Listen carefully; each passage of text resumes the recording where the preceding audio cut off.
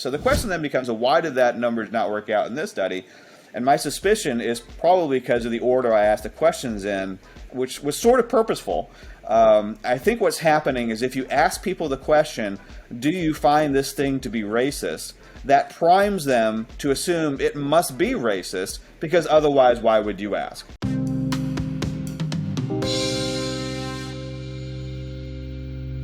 Hello everyone and welcome to Geekoscopy 101, the podcast that explores the intersection between science, story and play with me, your host Dr. Yannis Keston, in my new studio here for 2022. In the first episode of 2022, we will be exploring psychology in gaming with psychologist and the author of Moral Combat, Why the War on Video Games is Wrong, Professor Christopher Ferguson.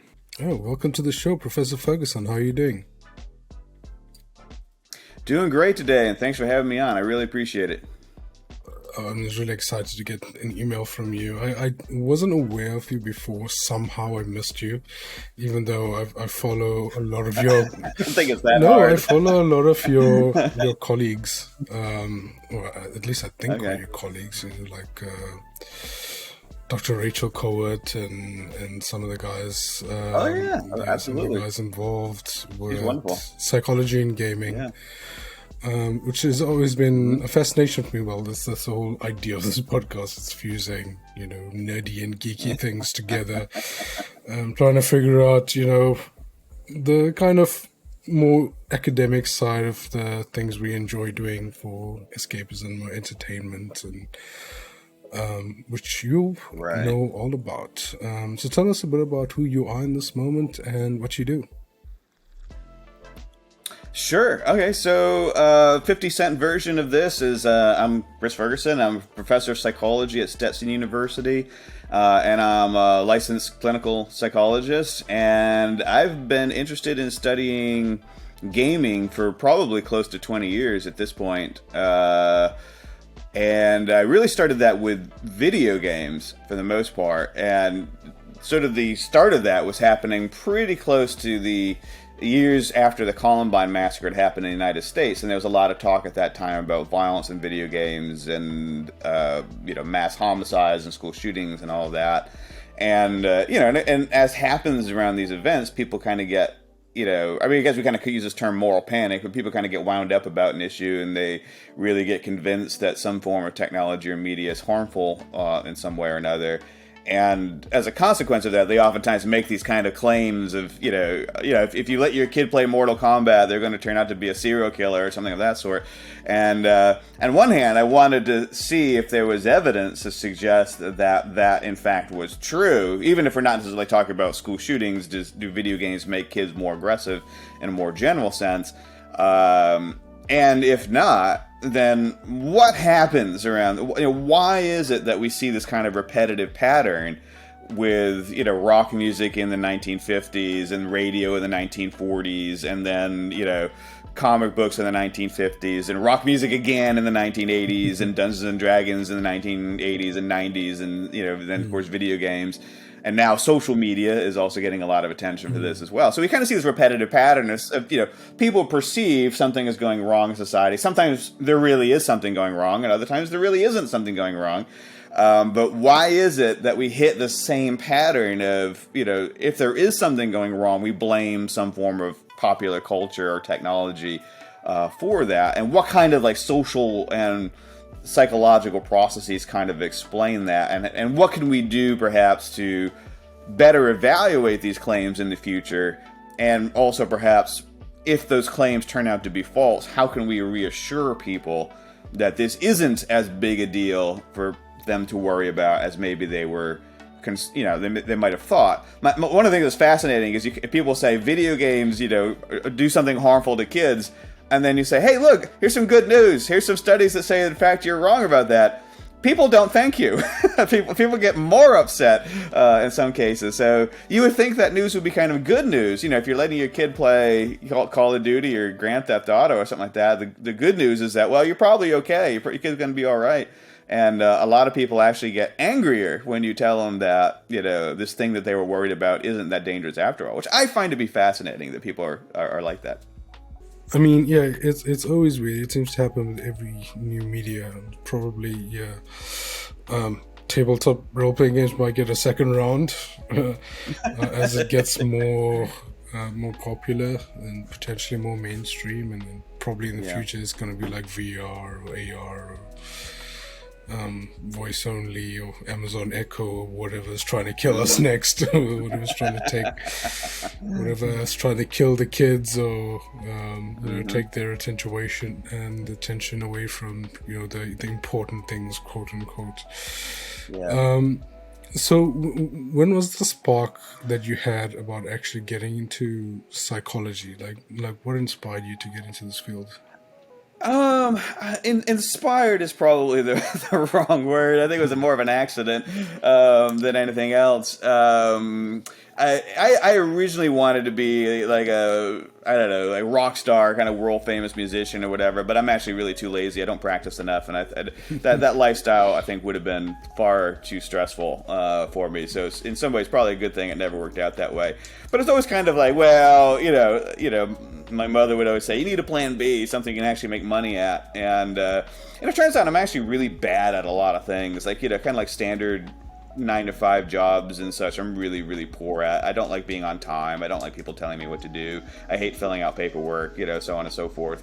I like an afternoon nap, and it doesn't really work with most jobs and such. So yeah, I kind of bounced around in my 20s. I mean, I honestly didn't really have any like clear path for the most part.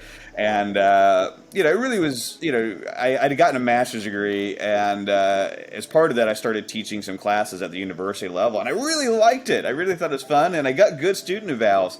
So it really hit that combination of like, wow, I'm really enjoying this, and like people like what I'm doing, which I'm not otherwise super used to, So I was like, well, this is it. This is the thing I got to do, so I can make like a living wage at this and have some fun doing it and be appreciated for it. So that's like a trifecta of useful things. And so I went back and got my PhD so that I could do it as a full-time, tenure track, instructor, because it's really difficult to make money as an adjunct instructor.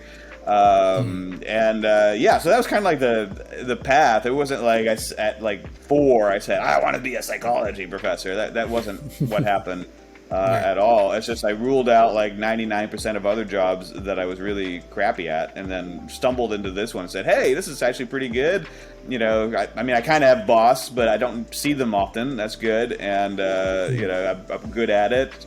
My schedule is kind of weird, which actually works out very nice for me. I have a lot of autonomy, which is good, and that was kind of it. And I liked a lot of, probably the reason I picked psychology was really because I was into like Silence of the Lambs and those kind of serial killer books and movies and that sort of stuff. So like probably you get like a good 1/3 of psychology majors get into psychology for that. They want to become criminal profilers or study serial killers and that sort of stuff. And I was definitely in that cohort of psychology majors, and that's actually how I in some ways got started doing the video game violence stuff. I actually was initially doing research on inmates at the local jail, so I was really interested in sort of like mental health and inmate populations and that kind of thing, which I really enjoyed. But I just happened to kind of stumble over the debate about violent video games and mass homicides, and thought it was interesting. I thought it was kind of cool, and it turns out it's way easier to do research on video games than it is on inmates. So it ended up being a super productive, change of path for me in terms of my research interests. I still do occasional things with inmates or other populations or whatever, but very rare compared to what I do with video games. Because you can do that with undergraduates, which is cheap and easy. With inmate populations, you have to work really hard to get permission to even get into the jail, and you have to incentivize the inmate somehow, and that's difficult because you can't give money. Just so the ethics application alone would be crazy. The logistics of it. So it all worked out pretty good. Definitely. I mean, that's definitely like a form of changing media. Going from something that's a real life situation versus something that is simulated in some way, and then there's different forms of simulation between something like video game, which is kind of there is still an artistic vision with a lot of them, especially I suppose the violent ones, because the violent ones usually have a story where you try to go and kill something for a certain reason. It's very different from something like Tetris, where you're just like dropping some blocks. And then you also recently you got in touch with me because you wanted to chat about some work you did concerning tabletop role-playing games, which is an even more different form of media and different form of engagement. So what are some of the important differences you have to keep in mind when you're shifting media and genre and things like that when it comes to research? Well, some media are just easier to research than others, So obviously, video games are pretty easy to study, particularly in the lab, because you can just bring people in and have them play for a half hour, and you're done. Same thing with like television; you can bring people in and have them watch a half-hour television show, and you're pretty much over.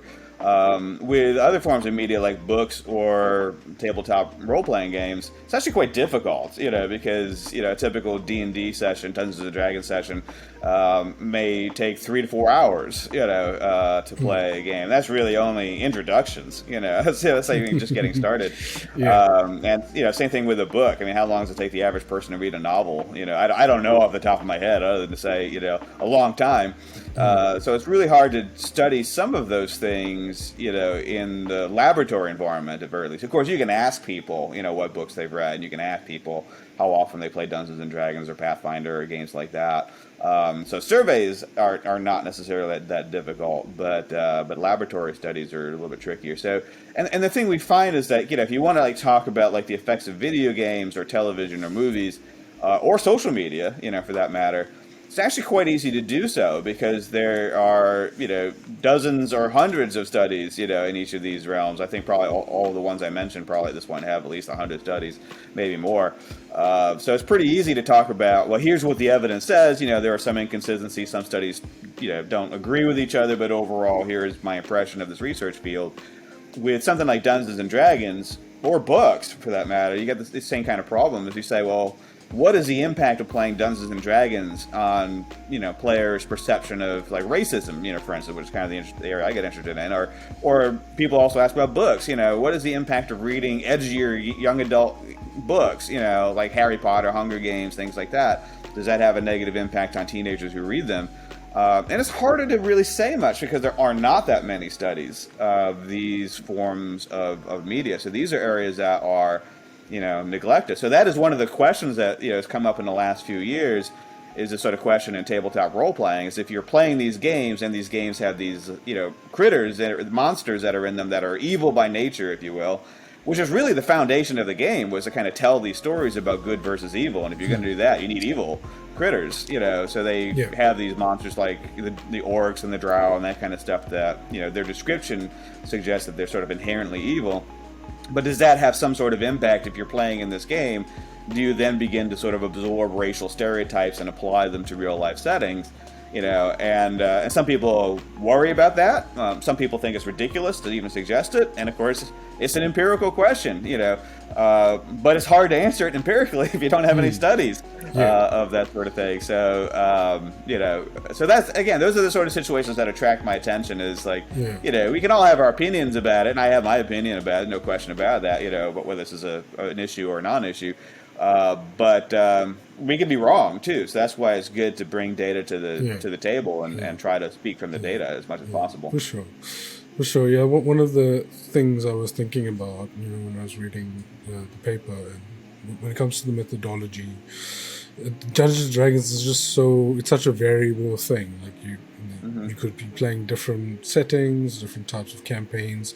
You will have different dungeon masters with their own histories. You have different friend groups. You might even be playing with people from different cultures. So, doing something survey-wise makes more sense logistically, because it would be difficult, and like you said, in a lab setting, to get groups of people together and be able to test them in the same similar sterile way that scientists like to do.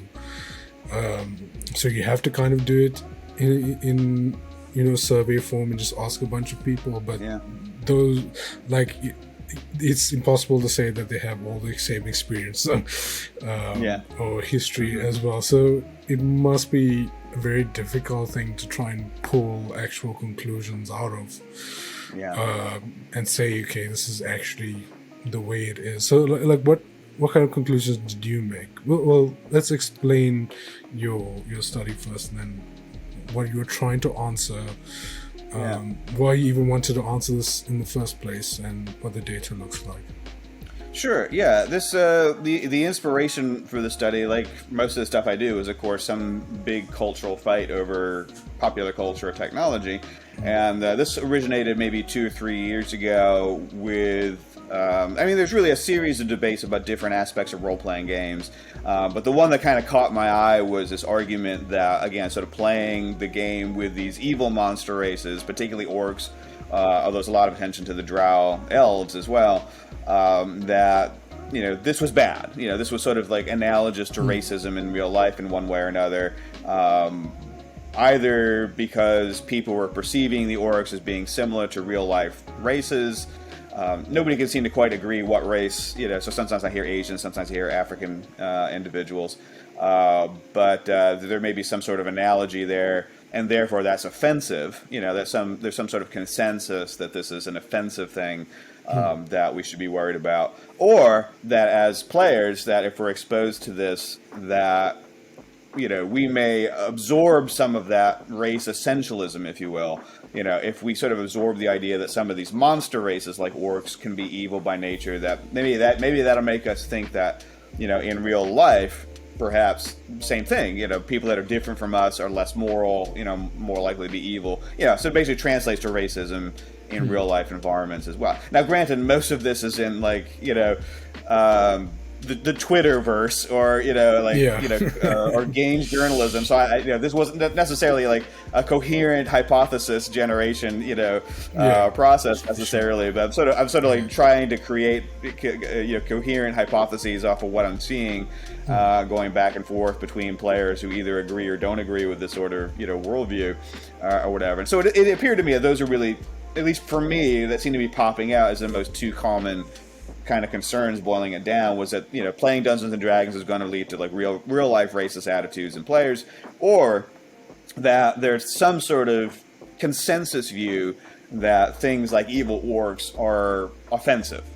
So I really wanted to look at this in a in an empirical way, because again, we all have our opinions, and we can spend years on Twitter arguing our opinions away, but I want to see if there's any data to support these types of concerns. I was also kind of curious to see if Dungeons and Dragons, playing would reduce anxiety in people. So, of course, as a player myself, I tend to think of like D&D reduces my stress and that sort of stuff. So I was looking at a positive outcome as well.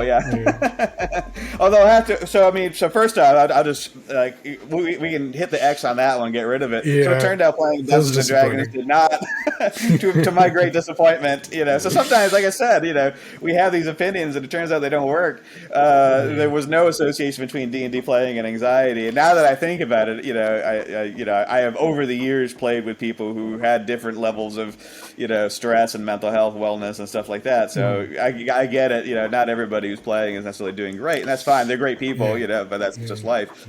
So that one I was hoping would be positive. It didn't work out.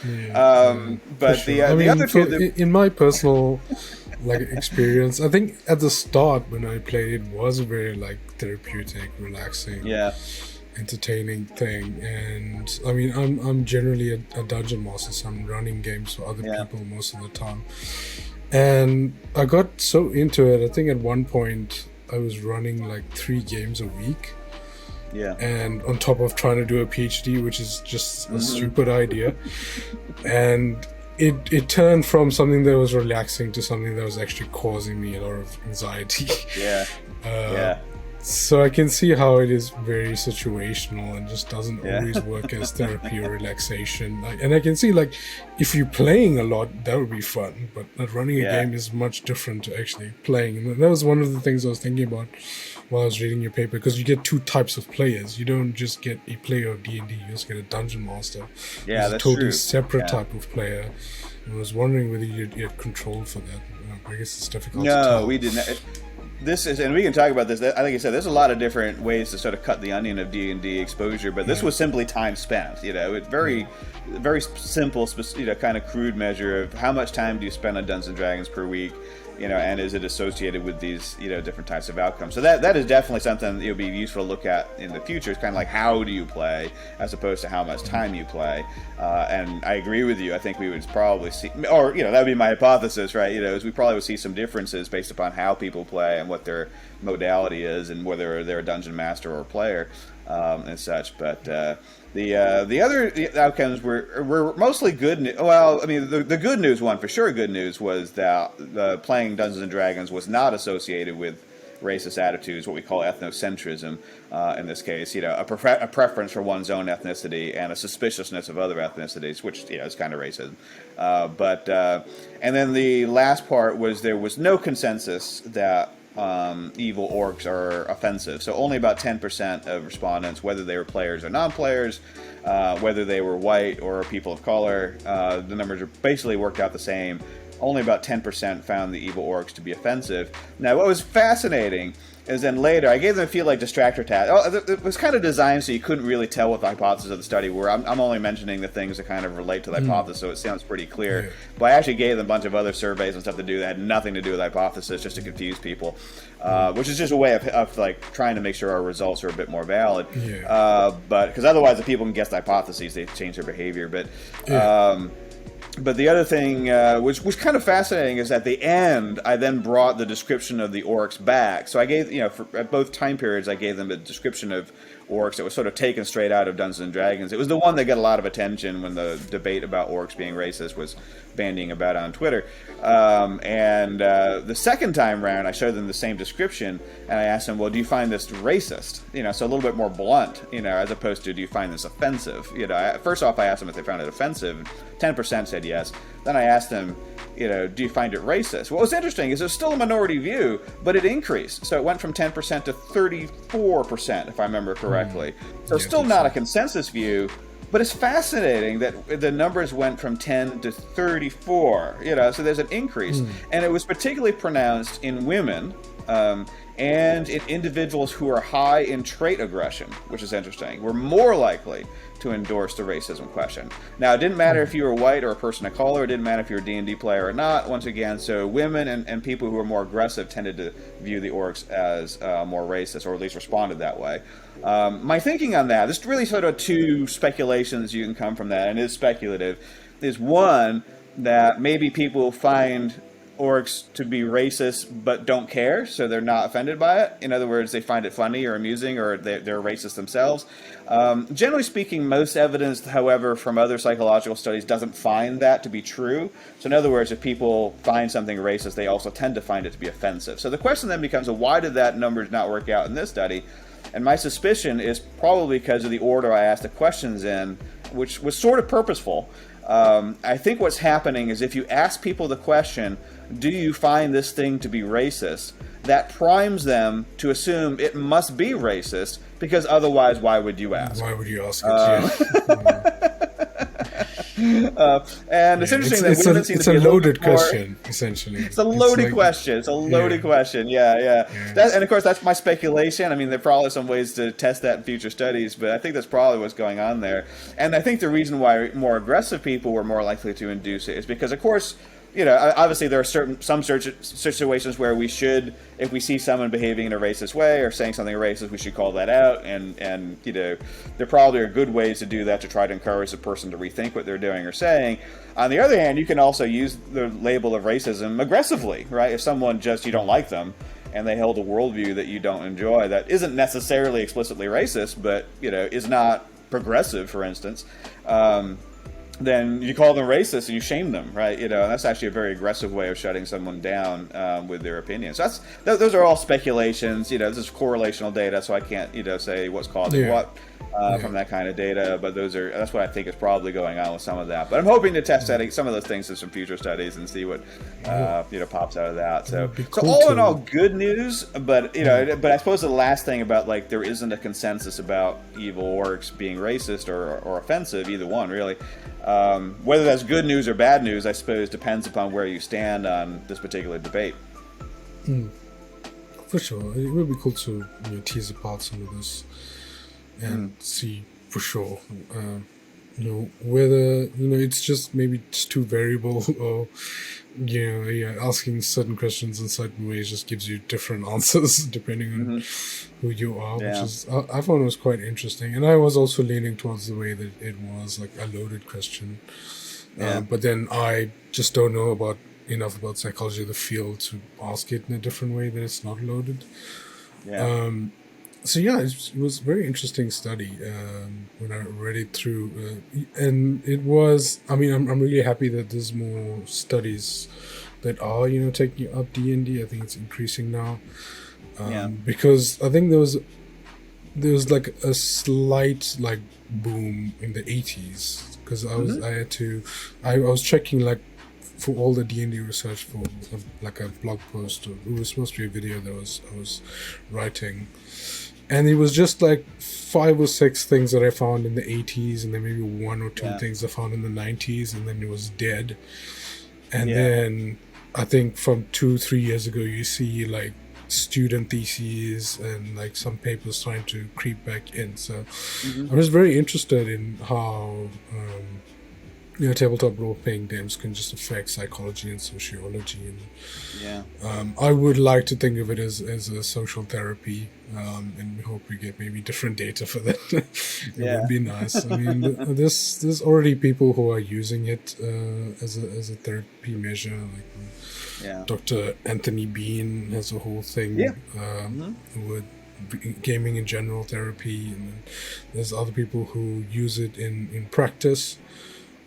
Without having any scientific backing yet, because I mean, you guys are pioneering all of this stuff. So it's just really cool, because it's always something that you speak with friends as you're playing. It's like it's cool to touch on these type of subjects and like maybe work some things out in game that you it's kind of like simulation, so that, because I know there are studies that say with video games and aggression is that you get your aggression out like in the video games. It doesn't translate into real life. I can't remember what study that was.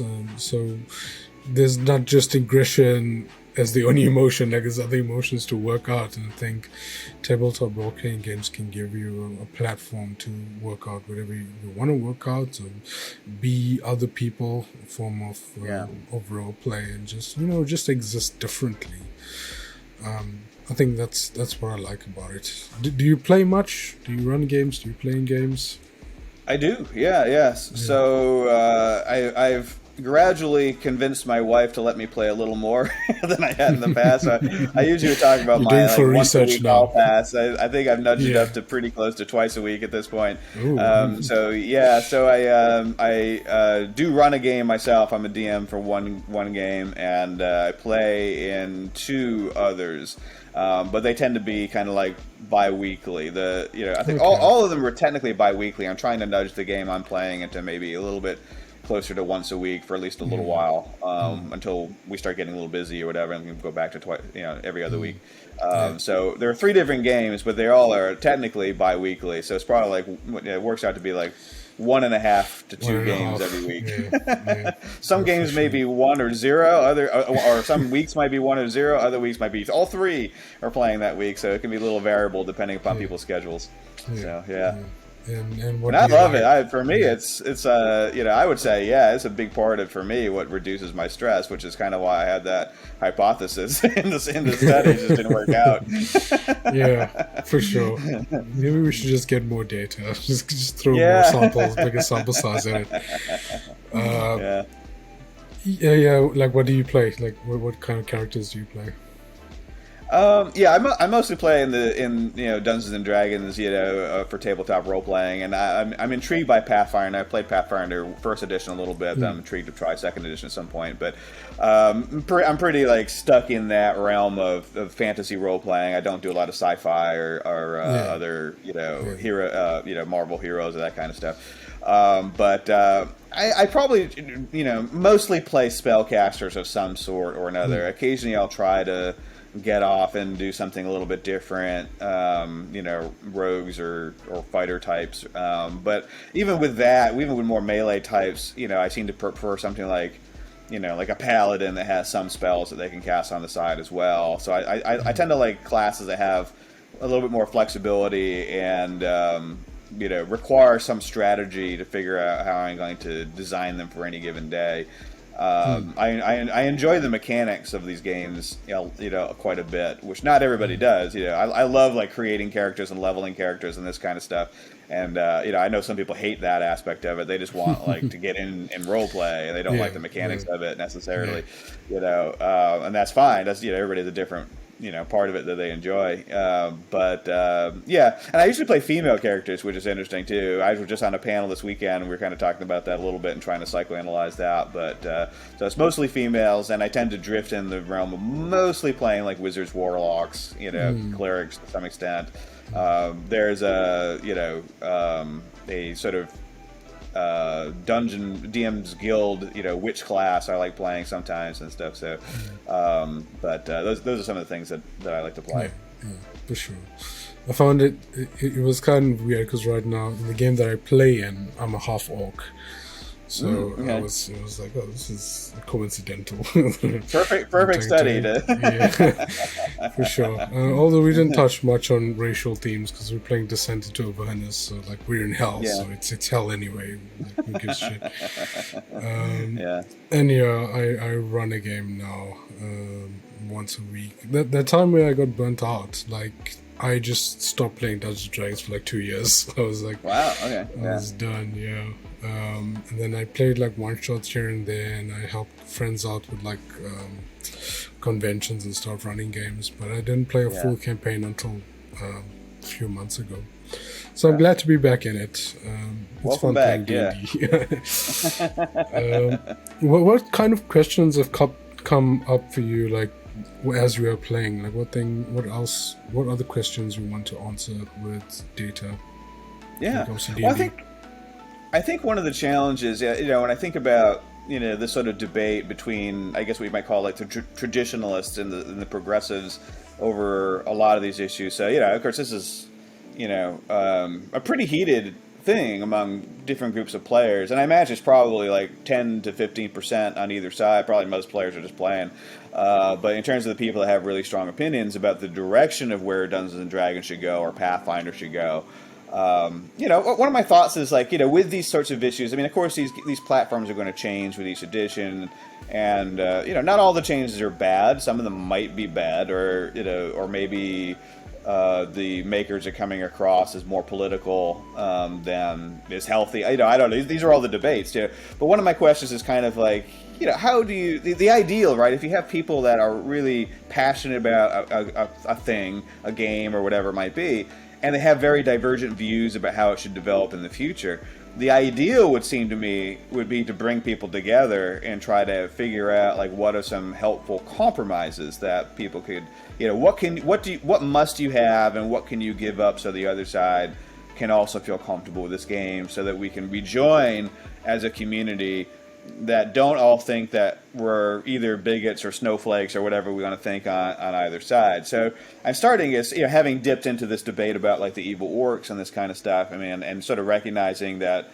my study will probably make some people happy and other people unhappy, but my real thought is, well, how can we then take these data points and then, what I wouldn't want to see is, well, then this group, well, go to hell, kind of thing. We're not going to do anything that you like, The same thing with the other side. We don't want to say that to the other side either. And, and I've seen some of those Twitter debates where people are like literally arguing over who are the new gatekeepers of Dungeons and Dragons. And I've seen people use that term back and forth on both sides and such. And I don't think that's really a healthy way of thinking of this. And, and so my question is, and this is of course true for a lot of these popular culture debates, is like, how do you get, or even politics, really, you're thinking about it, this is the same stuff that's going on in American politics. How do you get people who have very divergent views and have come to view the other side as evil, talking about evil orcs, we view our other players as evil. Whether again they're bigots or woke or snowflakes or whatever terms that we're using to sort of describe people that view the world different from ourselves. How can we actually bring these people together and create, if we're going to have like a 6th edition Dungeons and Dragons in some future year, how can we make that look like a game that both sides will still recognize as their game? Where people that have some concerns about some depictions, some of which may be fair. I mean, there was a debate about like the Vistani being sort of stereotypes of Roma culture, for instance. So some of these things might be fair that we need to change some of these things. So, where are there places we can make some fair changes that progressives might be happy while keeping some of the elements that traditionalists sort of came to the game for and know and love, and that's a process that's difficult and requires people to sort of agree to make compromises in order so everybody gets 70% of what they want. Nobody gets 100%, right? And so my question is really, can we figure out ways to sort of apply this to these debates around evil orcs or slavery in Pathfinder or whatever these things people are upset about? And then if we can do that for Dungeons and Dragons, maybe we can do that for politics, and stuff too. So that's a pretty lofty hope. Yeah. And we'll see if it works out, But I think that's pretty big extrapolation. Yeah, it's a big extrapolation for sure. But I think a lot of these things really do come down to it's still people problems. Yeah.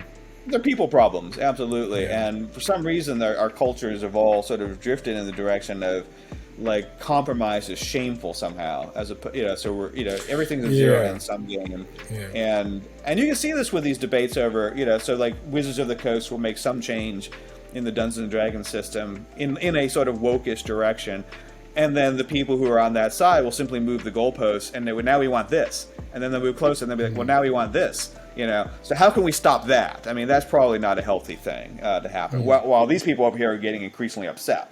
Right, because they're getting nothing, So this just isn't working. So how do we kind of, instead of like moving the goalposts all over the place, how does Wizards of the Coast get players from both sides to come together and have representatives or through the Congress of of role playing or something of that sort, where representatives from both sides come together and work out. You can't leave this room until you get it's like a choosing the next pope, kind of thing. You need to send the smoke signals up once you've agreed what the 6th edition is going to look like in terms of its cultural, signifiers and that sort of stuff. And I don't know. That's a big question, honestly. And I'm not sure how to move forward with it, but I think that'd be interesting. And I'd also be interested in terms of looking at like how, as we talked about. I mean, so obviously this first study is looking at playing Dungeons and Dragons, right? As like a unified sort of thing. It's just time spent on Dungeons and Dragons. But does it matter, for your mental health, for instance, if your game matches your personal politics? If you are more progressive, do you come out having better mental health if you play, say, Candlekeep Mysteries, which tended to have this kind of woke signifier, to some degree? Or if you are more traditionalist, are you happier playing like old school, early 5th edition stuff that, didn't worry about, its, ramifications in terms of progressive politics? Does putting these like bumper rails on Dungeons, Pathfinder, just get rid of slavery altogether, just gone? That's, there's some back and forth about exactly what they're getting rid of, but at least initially, the initial sort of response to some criticism seemed to be suggest they're going to get rid of it entirely. They seem to walk back that a little bit, but does that actually help? So do players playing in this kind of like bumper zone, sort of like guardrail version of Pathfinder, are they happier? Does it really work the way people think to like remove tough topics from a game, or does it invoke this concept of safetyism? So safetyism is Greg Lukianoff and Jonathan Haidt raised this term, where basically the idea is if you actually protect people too much, their mental health worsens. So in other words, if you allow them to avoid everything that makes them anxious, then they may get worse. And so that's kind of a question I have too. If you take players who maybe are more prone to be triggered, for instance, are they better off in a system where all the triggers are removed, Or are they better off in a system where the triggers are left in and there's some sort of process where the DM and the players talk through, some of these things? Like, slavery is a tough topic. Is it better to ignore the topic, or is it better to find some sort of compassionate way to address the topic, even if that's in role playing? And I don't know. That's the question, right? I have some concerns, but that's an empirical question as well, and I'd be kind of curious to see what the answers are there too.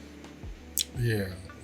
As I was reading the paper and while you're talking as well, I'm reminded of a video that I watched recently by Matthew Koval, who's kind of give tips on to dungeon masters and D&D players. And there's a recent video they did about like zombies, and he says that zombies are kind of like the ideal D&D monster because like they're not alive, and it's generally like necromancy is bad. It's one of those things where it's difficult to debate unless you're a necromancer. And it's important to have those type of monsters because the players don't have to think too much about it. It's like zombie bad, skeleton bad, gotta kill it right now. Yeah. But I think increasingly, with other races like orcs and dark elves, I think the conversation is more like, okay, these are races of living humanoids and they're in a larger world, like we have a larger world. And it's not like they wake up one morning, it's like, I choose violence, or wake up one morning like, I am evil, They just live in their lives and they have their own like view. If you want to simulate, their culture in any kind of real way, if that's your opinion. So I think it's one of those things where it's just going to be so different for each table and so different for each campaign. There's definitely going to be a difficult question to address or answer, and I even get a feeling that the goalposts are going to keep shifting as we go, because I think Wizards of the Coast are constantly making changes now. I think the next book leaked, and one of the things was that all the small short races are all going to get an increase in speed so that it's the same as everybody, 30 feet, which is kind of weird because you're like, like a small person can't run that fast or that far as much as a tall person. Makes sense physically, but then you kind of, it sucks like when you're playing and you can only run like a few feet while the rest of everybody else like can run a lot. So I thought that was interesting. I'm fine either way with it. But it does seem like as they go towards the next edition, when it's like 5.5, I think might be 2024 that they're thinking of releasing the next one, whether it's 6 or 5.5. It might go towards anything that's playable will be very similar unless like it's your choice to make them different, which is kind of weird from the origins of, okay, these are what is there and it's these things only do these things, no other things, which is also kind of weird. But I don't know, it's this, I suppose it's this pendulum swinging the other way, and I don't know when it'll stop and swing the other way. But it's definitely interesting that these changes are happening in this media format, and I wonder how whether other types of media have similar problems to this. Probably do. I think so. Yeah, I mean, it's going to be the questions are both going to be like what changes are being made, but also I think importantly, like why are the changes being made? And I think that's where a lot of the debate is, not so much on what changes are being made, because a lot of them are positive. I mean, I think if you get more flexibility as when you're designing your character, that's good, But I think it's also the question of why. Is this really like a political signifier? And the question is, as you talk about like where does the pendulum stop? I mean, there is this sort of risk if you, and by you I mean like Wizards of the Coast, if you're or Paizo, if you're an executive at Wizards of the Coast or Paizo who make these games, and you do make a change due to a Twitter outrage mob, for instance, then we know in psychology the one thing you're definitely going to get more of is Twitter outrage mobs. So in other words, if you incentivize a behavior by giving that behavior or those people what they want, then you get more of that. So I think that's going to be one risk, and I think Wizards goes back and forth. I think they're trying to thread the needle a little bit here, but they released some pretty woke statements, and then I think they also tried to walk some of that back. I think Pathfinder's done some of the same, which is just making everybody upset. It's just typical. It's like politics for sure.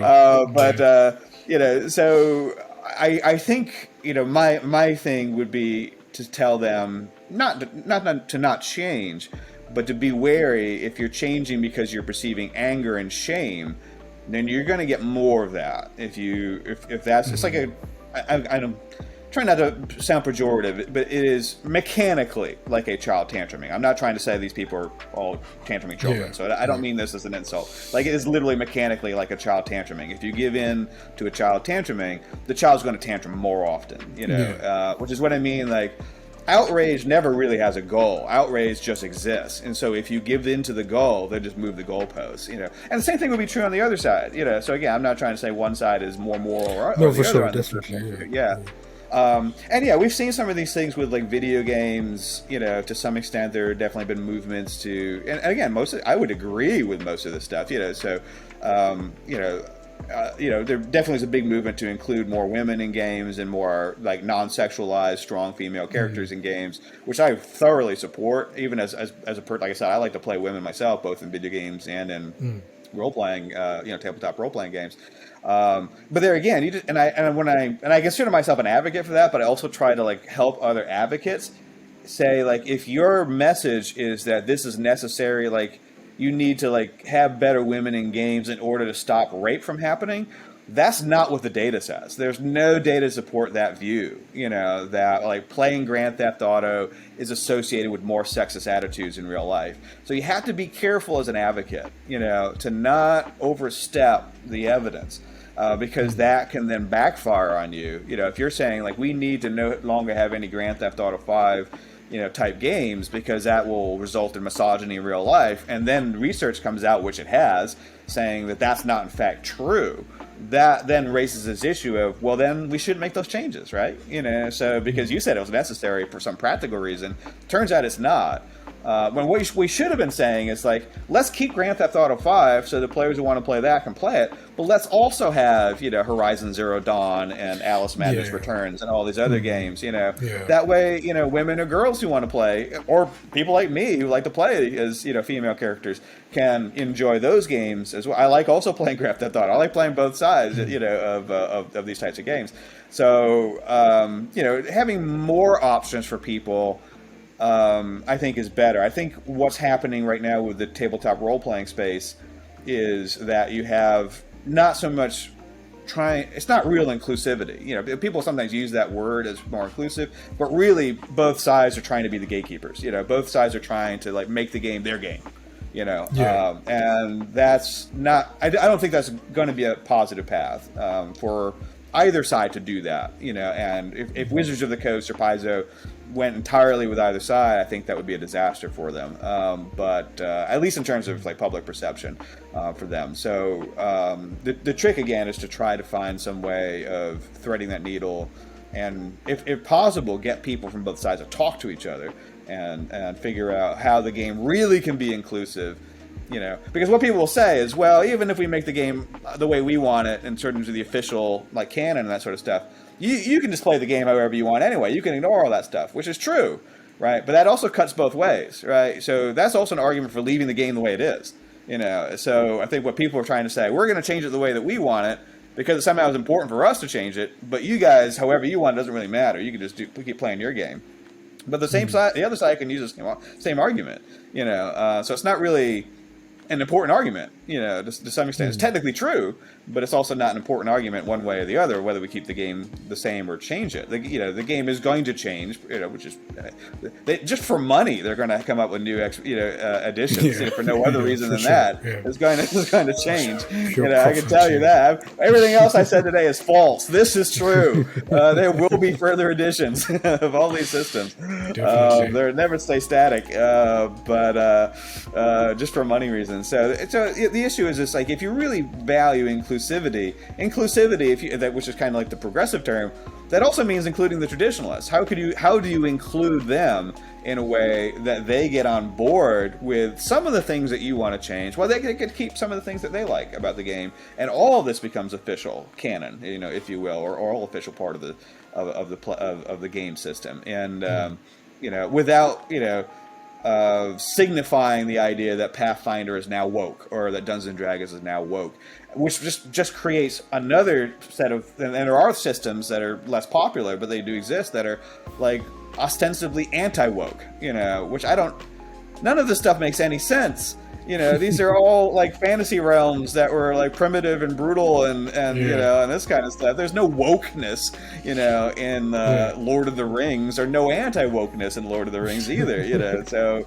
this is a 21st century political debate that is somehow like moving into fantasy realms where it doesn't really fit to some extent. And so the question then becomes, again, how do you really make it inclusive? And that means you're going to have to like make it a system that outright conservatives enjoy playing and outright progressives enjoy playing. They may all play somewhat differently in their home tables, of course, but the game should be for everybody, and as much as is humanly possible. You're never going to satisfy 100% of people, of course, but as much as possible, that's a game that everybody can look at, recognize, and enjoy, and not feel like they're being lectured to one way or the other in terms of politics.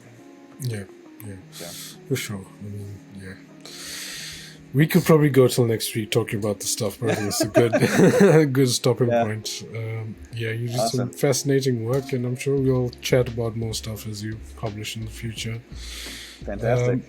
Otherwise, let everyone know where they can find your work on the internet. Sure. So I have a website, which is not very surprising. It's just my name. So it's www.christopherjferguson.com. So you can find all my stuff basically there. I've got a couple books which you can find on Amazon. One is called Moral Combat: Why the War on Violent Video Games is Wrong, which taps into a lot of the stuff on video games. And I also have one called How Madness Shaped History, which is pretty much what it says on the box. So they're both written to be a lot of fun. They do cover research, and the second one covers history a little bit and psychology. But they do it in a way that, I like to make jokes. So there's a lot of jokes in them. Not good jokes necessarily, but I try. So. Yeah, sure. Thanks for joining. I appreciate the chat. Absolutely. This was a lot of fun. Thank you for having me on. Cheers.